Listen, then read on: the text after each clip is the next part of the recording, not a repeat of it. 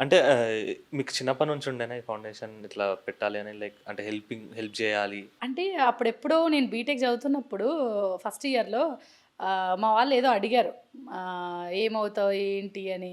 ఒక క్లాస్‌లో మా లెక్చరర్ ఐ డోంట్ నో ఆయన నేమ్ ఏదో అడిగారు. ఒక్కొక్కరిని స్టేజ్ పైకి పిలిచి అడుగుతుంటే నేనొకటి చెప్పాను. ఏమనంటే నాకు ఎవరైతే పేరెంట్స్ ఉండకుండా పిల్లలుంటారో బాగా చదువుకుంటూ సఫర్ అవుతున్న వాళ్ళు, పేరెంట్స్‌కి కూతురు, కొడుకు లేకోకుండా వదిలేసిన వాళ్ళు ఎవరైతే సఫర్ అవుతుంటారో వాళ్ళందరిని తెచ్చి ఒక ఫ్యామిలీలాగా పెట్టాలనుకుంటున్నా.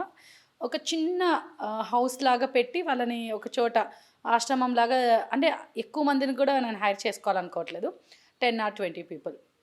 అలా నేను చేయాలనుకుంటున్నాను అని చెప్పా. అందరూ నవ్వారు. Literally I felt very bad. హి హి హి హి అని ఎవ్రీవన్ లాఫ్డ్ ఆన్ మీ. నిజంగా నవ్వారు. కానీ ఈరోజు నేను స్టార్ట్ చేసి ఐ థింక్ మెసేజెస్ ఈరోజు వస్తున్నాయా? నాకు తెలిసి ఈరోజు నేను స్టార్ట్ చేశా గదా! అది వాళ్ళకి గుర్తుందో లేదో నాకు తెలీదు గానీ, ఆ అవమానం అనేది నేను ఇప్పటికీ గుర్తుపెట్టుకుంటా. ఓకే. హ్మ్. దాన్నే మోటివేషన్‌లాగా తీసుకొని స్టార్ట్ చేసారా? అసలు నాకది గుర్తు గూడా లేదు. ఇప్పుడు మీరు అడిగినప్పుడు నాకు గుర్తొచ్చింది. మేబీ ఇప్పుడు నా నా ఇంటర్వ్యూ చూస్తుంటారు గదా! నా బీటెక్ ఫ్రెండ్స్ అందరూ. గుర్తొస్తది వాళ్ళకి గూడా. అరే! మేము నవ్వాం గదా! కావ్యాని చూసి అని జెప్పేసి. ఒక్కొక్కరు ఒక్కొక్కలా చెప్పారు. నేను కొంచెం డిఫరెంట్‌గా చెప్పా గదా! అందుకే నవ్వారు.